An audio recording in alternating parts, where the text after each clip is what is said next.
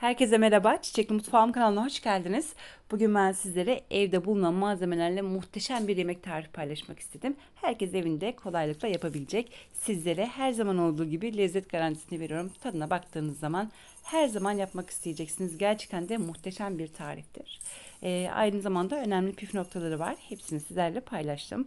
Eğer hala kanalıma abone değilseniz bu arada abone olmanızı, bildirim zilini açmanızı ve bu videoyu sonuna kadar izlemenizi önemli rica ederek hemen tarifime başlıyorum. 2 su bardağı yeşil mercimeği güzelce yıkadıktan sonra üzerine 2 su bardağı soğuk su ilavesi yaparak tencerenin ağzını kapatıp ocağa aldım. Su kaynadıktan sonra altını kısmıştım ve aradan 15 dakika geçti. Kısık ateşte yaklaşık olarak 15-20 dakikanın içerisinde mercimekler pişti. Görmüş olduğunuz gibi çok güzel oldu ve kesinlikle dağılmadı kısık ateşte bu işlemi yaptığım için. Eğer hala pişmediyse mercimekler üzerine soğuk su ilavesi yaparak yine pişirmeye devam edebilirsiniz. Yeşil mercimekler artık pişti ve bir kenara alıyorum. Şimdi hemen yemeğin hamurunu hazırlamaya başlıyorum. Bir kaseye 2 tane yumurta kırdım. Benim sürekli kullanmış olduğum bir ölçüdür. Kesinlikle sizi yanıltmayacaktır. Yumurtaların üzerine 1 tatlı kaşığı tuz ve 1 su bardağı da su ilavesi yaptım.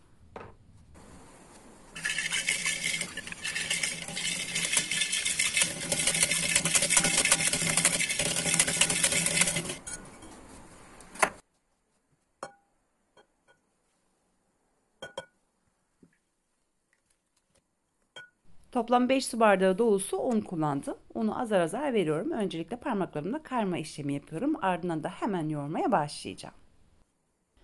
Ben malzemelerin bütün detaylarını ve yine bu yemeğin yapılışını tek tek aşama aşama olarak açıklama kısmına yazacağım. Sorularınız olursa da mutlaka yanıtlayacağım.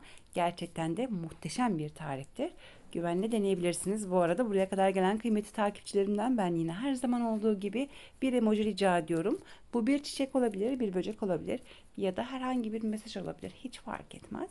Konuyla ilgili bilginiz veya bir tecrübeniz de varsa bizlerle paylaşırsanız çok mutlu olurum. Şimdiden herkese teker teker teşekkür ediyorum. Hamuru güzelce yoğurdum. Eğer çok sert bir hamur olduysa 2 yemek kaşığı veya 3 yemek kaşığı daha su yavaş yavaş ilave ederek yoğurabilirsiniz. Hamuru yoğurdum. Şimdi yaklaşık olarak 15 dakika boyunca dinlendireceğim. Görmüş olduğunuz gibi yüzeyi birazcık parçalı oldu. Bu demek oluyor ki hamurun suyu eksik demektir. Sonuçta biz de mantı yapacağımız için bu görüntü gayet normaldir. Şimdi hamuru kolay açabilmek için yaklaşık olarak 15 dakika boyunca nemlendireceğim.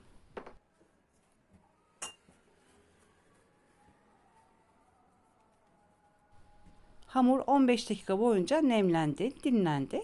Görmüş olduğunuz gibi tekrardan birazcık yoğurdum.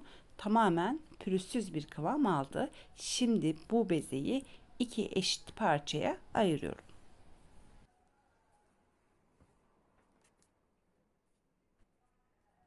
Tarifim ortalama 6 veya 7 kişiliktir. Siz isterseniz bu malzemelerin yarısıyla yapabilirsiniz.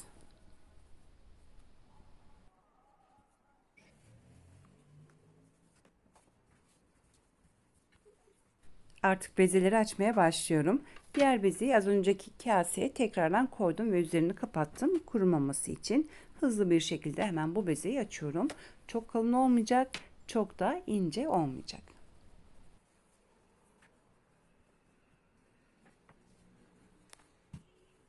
Bu tarifime yakın tarifler kanalında yayınlamıştım ve ilk defa hamur açacak olan izleyicilerim bile başarıyla hamurlarını açtılar ve gerçekten de çok beğendiler. Eminim sizler de eğer ilk defa yapacaksınız, kolaylıkla yapacaksınız. Kesinlikle bir sorun olmayacak. Eliniz alıştıkça daha da güzel açacaksınız. Yamuk olmasının hiçbir önemi yok. Sadece birazcık seri olalım ve gerektiğinde aralarına un ilavesi yapalım. Şimdi ben bunu nasıl hazırladığımı biraz sonra detaylı bir şekilde göstereceğim. Kesme işlemi çok pratiktir ama birkaç tane önemli püf noktası var. Onlara dikkat ederseniz gerçekten de şipşak bir şekilde hazırlayacaksınız.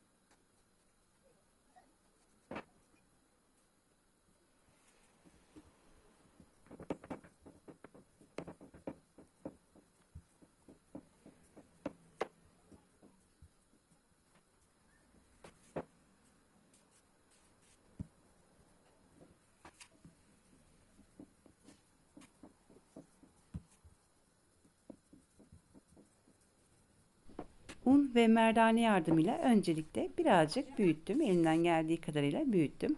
Ardından da kalın bir oklava yardımıyla hızlı bir şekilde şimdi hemen açmaya devam ediyorum.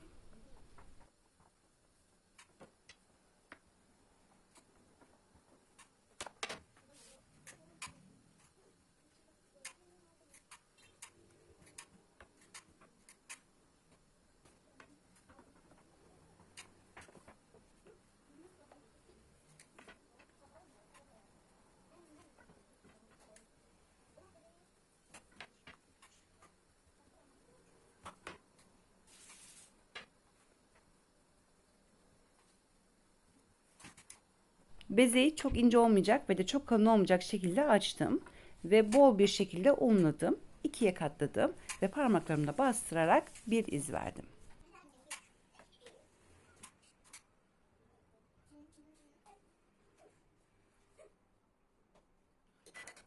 Vermiş olduğum izi takip ederek ortadan ikiye kestim. Yani buradaki amaç düzgün kesilmesini sağlamak, her tarafın eşit olmasını sağlamak ve üzerini tekrardan bol bir şekilde unluyorum.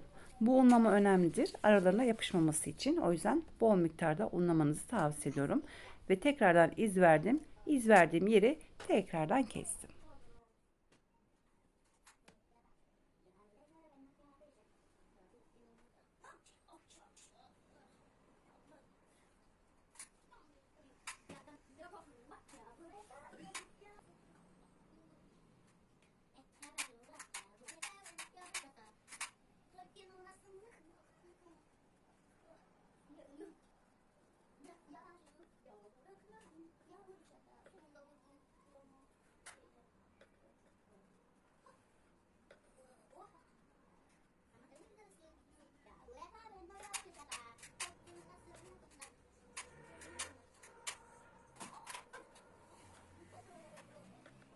Şimdi ince ince kesiyorum. Aralarına un koymamızın çok önemi var. Aksi halde yapışırdı. O yüzden de özellikle yaz mevsiminde lütfen dikkat edelim. Bol unlayalım ve hızlı bir şekilde hemen keselim.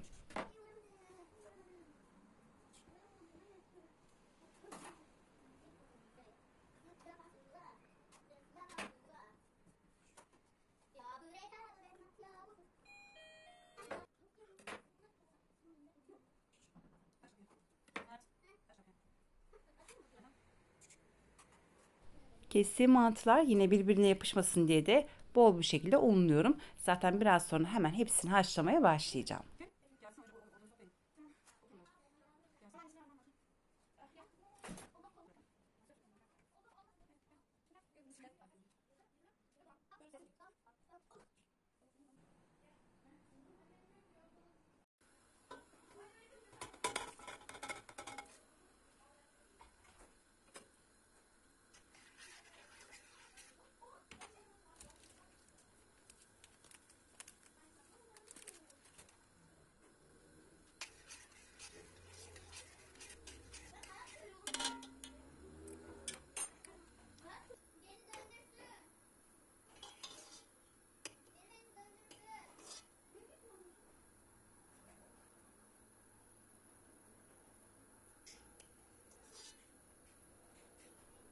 Bundan sonrası da tıpkı makarna haşlar gibi öncelikle kaynamış olan suya bir miktar tuz ve biraz da yağ ilavesi yaptım ve kesmiş olduğum hamurları da içine ilave ettim.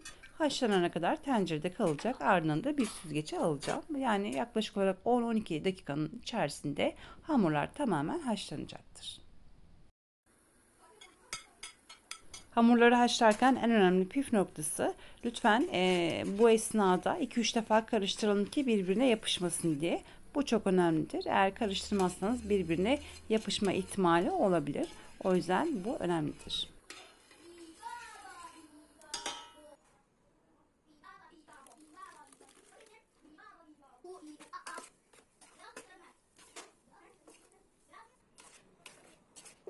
Hamurların tamamını haşladım. Hepsini bir süzgece aldım ve güzelce karıştırdım.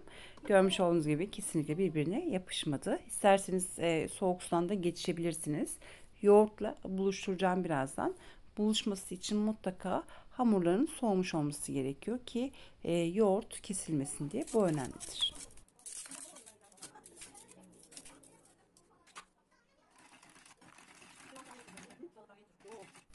Bir miktar göz kararı yoğurdu güzelce karıştırdıktan sonra üzerine buz ilavesi yaptım ve haşlamış olduğum mercimeklerini de ilave ettim. Mercimeklerin de mutlaka soğumuş olması gerekiyor.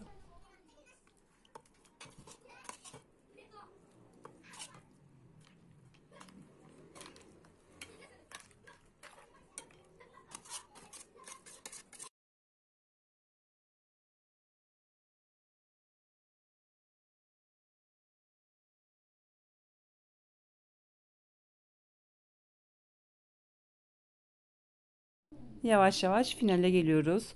Muhteşem bir yemeğimiz oldu. Ben yarısını sarımsaklı yapacağım. Sarımsak çok güzel yakışıyor. Tabii ki de tamamen tercihe bağlı. Yarısını da sarımsaksız olarak ayıracağım. Şimdi son olarak tuzunu ilave ettim. Burada yoğurt miktarı tamamen size bağlı. İsterseniz daha sulu da yapabilirsiniz. Ama ne kadar çok yoğurtlu olursa o kadar lezzetli olur. Tercihi tamamen size bırakıyorum. Çok sulu da yapabilirsiniz veya bu şekilde katı kıvamda da bırakabilirsiniz. Gerçekten de her şekilde çok güzel oluyor. Benim sürekli yapmış olduğum bir tariftir ve güvenle deneyebilirsiniz. İyi ki de öğrenmişim diyeceksiniz. Sizlere her zaman olduğu gibi lezzet garantisi veriyorum. Artık geldik son işleme. Küçük bir tencereye bir miktar yağ aldım. İsterseniz tabii ki de ayçiçek yağı kullanabilirsiniz. Biz genelde ayçiçek yağı ile yapıyoruz. Ve yağı güzelce kızdırdıktan sonra üzerine nane ilavesi yaptım. Ve ocakta birazcık hafiften lütfen naneler yanmasın. 5 saniye tuttum ocakta ve şimdi hemen mantının üzerine ilave ettim. Yeşil mercimek sevenler için muhteşem bir tarif, muhteşem bir uyum. Denediğiniz zaman çok beğeneceksiniz. Size bunun garantisini veriyorum. Gerçekten de harika bir tarif. Defalarca yapacaksınız ve iyi ki de öğrenmişim diyeceksiniz.